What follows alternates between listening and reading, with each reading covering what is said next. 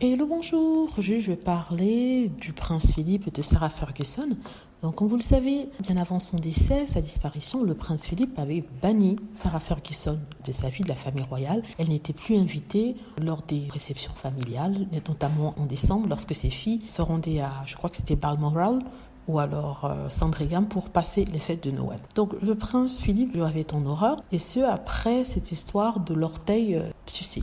Donc je l'explique. Il y a quelque temps de cela, alors que Sarah Ferguson et le prince Andrew étaient séparés, il est important de rappeler ça. Sarah Ferguson et le prince Andrew étaient déjà séparés. C'est-à-dire que leur annonce de séparation avait été faite et Sarah Ferguson avait décidé d'aller passer l'été dans le sud de la France avec un ami proche. Il se trouve que cet ami proche était un financier. Alors, ce qu'elle ne savait pas, c'est qu'elle était filée par les paparazzi qui ont été heureux d'avoir une photo de ce monsieur qui se trouvait être son amant en train de lui sucer ou alors faire bisous sur son orteil. Mais je crois que c'est sucer l'orteil. Ça a fait un scandale. Et on ne comprend pas pourquoi, parce qu'ils étaient de toute façon séparés. C'est vrai qu'ils n'étaient pas divorcés, ils n'étaient que séparés. Donc, à partir de là, le prince Philippe, qui ne portait pas Sarah Ferguson dans son cœur, et l'a trouvée vulgaire, a décidé qu'elle serait bannie. Mais le plus important ici, c'est de noter que le prince Philippe lui-même, qui soi-disant était outré par le comportement de Sarah Ferguson et le fait que techniquement elle trompait son mari même s'ils étaient séparés, puisqu'ils n'étaient pas encore divorcés, lui aussi il a eu des maîtresses. Il a eu plein de maîtresses. On nous parle de grands mannequins en Angleterre, d'une star du cinéma et même la cousine de la reine d'Angleterre. J'avais déjà fait une vidéo dessus il y a quelques temps. Il s'agissait de la princesse Alexandra, la cousine de la reine d'Angleterre, et c'est justement un magazine qui revient dessus pour montrer l'hypocrisie dans la famille royale.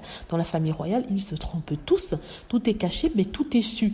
Du coup, le fait qu'elle ait été comme ça lancée au loup à cause d'une photo alors qu'elle était déjà séparée, c'était quand même de la bonne hypocrisie. En tout cas, c'est ce que cet article dit. Et voilà, et on a traîné son nom dans la boue. Il faut rappeler qu'elle était séparée. C'est vrai, elle n'était pas divorcée, donc elle peut-être ne devait pas s'afficher avec son amant, mais elle a tout fait pour éviter cela. Mais ils ont quand même filé. Les paparazzi à l'époque, dans les années 90, c'était très agressif. On ne parle pas des paparazzi d'aujourd'hui, dont ils prenaient des photos comme ils souhaitaient. Ils entraient dans des poubelles, fouillaient dans les poubelles et utilisaient des caméras à longue distance, ce qui est aujourd'hui interdit. Donc voilà, c'est comme ça qu'elle s'est retrouvée dans ces beaux draps, on va dire. Mais ici, c'est pour marquer à quel point la famille royale est hypocrite surtout. Et c'est un exemple ici. Et je ne suis pas surprise du tout. Dites-moi ce que vous en pensez. J'espère que vous avez aimé la vidéo. N'hésitez pas à cliquer sur like si c'est le cas, à vous abonner pour plus de vidéos et à cliquer sur la petite cloche afin d'être averti lorsque je poste une nouvelle vidéo. Merci.